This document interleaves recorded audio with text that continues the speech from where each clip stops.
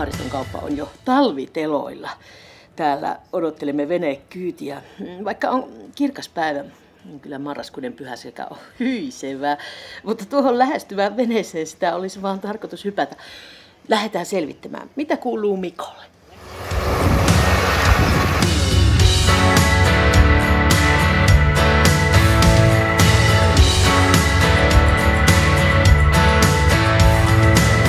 Muistan, kun Mikko tuli asiakkaakseni luotsiin, hän oli juuri valmistumassa sähköasentajaksi ja takana oli jo rakennusalan tutkinto.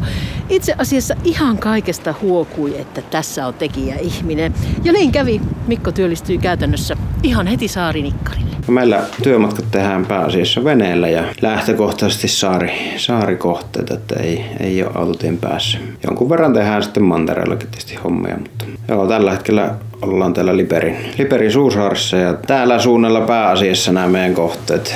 Päätoiminen alue, mutta tuossa pari viikkoa sitten oltiin tuolla Iniön saaristossa aika lailla toisella puolella Suomeakin, että muuallakin tehdään hommia, mutta pääasiassa täällä kotivesillä.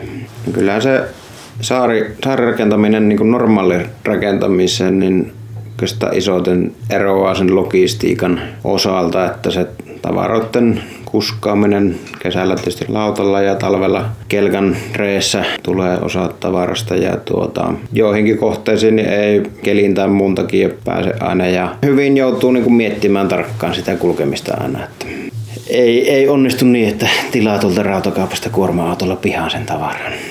No joo, mistä lähti tämä saarinikkari-idea, niin oikeastaan lapsesta asti rakennellut kaikkea ja nuorempana kesätöissä sitten rakennustyömaalla ja lukion jälkeen niin lähdin sitten merikapteeniksi opiskelemaan Kotkaan ja 10 vuotta olin laivalla hommissa ja sitten rupesin sitä miettimään mitä haluaisin tehdä ja siitä lähti se, että rakennushommat ja tässä aika hyvin pystyi yhdistämään sen vesillä liikkumisen. Veneellä saa kulkea työmatkat ja olla muutenkin täällä luonnon ääressä hommissa, niin ollut kyllä mieleistä. No hyvin meillä on mennyt, että ei ole niin hirveästi ikäeroa kuitenkaan, niin suunnilleen samanlaiset jutut vielä yhtä lapselliset molemmilla, niin ihan mukavasti juttu kulkee. No Ere on hyvä ohjaaja, että se antaa aika perusteellisen ohjeen siihen työtehtävään ja sitten näyttää itse ja sitten hetken saattaa katsoa sitä olkapään yli, että otinko me kuulevia laisinkaan ja sitten aika itsenäisesti saan tehdä kuitenkin.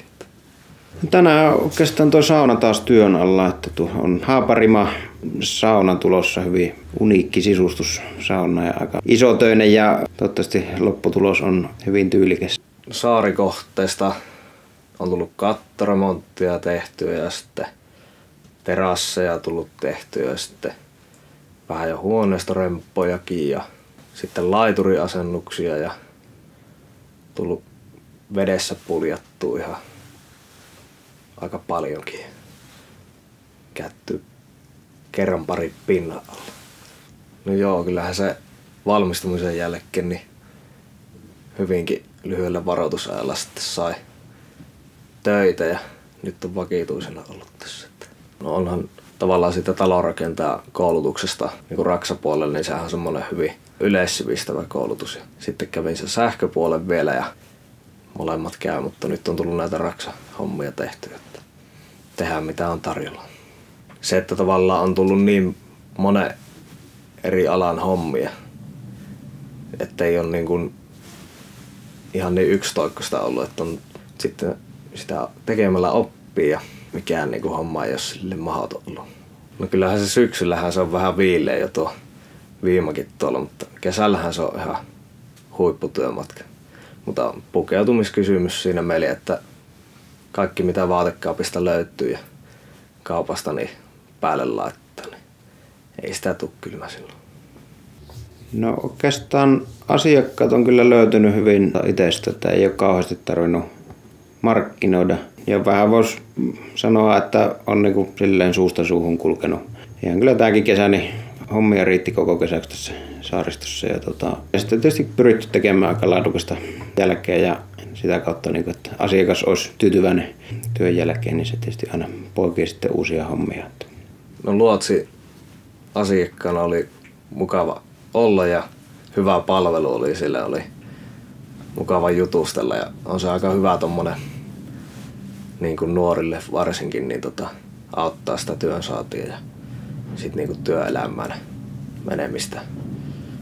Sitä kynnystä laskee huomattavasti ihan työnantaja ja työntekijän puolelta molempia. No joo, luotsin kautta on 3 työntekijää nyt ollut ja pari määräaikaista ja sitten Mikko vakituisena ollut keväästä tai alkukesästä saakka, että oli paikka auki tuossa. Muutenkin sai sitten luotsin kautta niin aika hyviä neuvoja ja vinkkejä sitten tähän niin kuin työntekijän niin kuin palkkaamiseen ja näihin tukijuttuihin ja muihin. Että helppo ollut asioiden ja ehkä niin kuin itselle tuntui paljon niin kuin helpommalta ja vaivattomammalta kuin sitten vaikka tuolta TE-toimiston kautta tai muuta tällaista niin kuin virallisempaa reittiä. Olen ollut tosi tyytyväinen kyllä luotsin palveluun.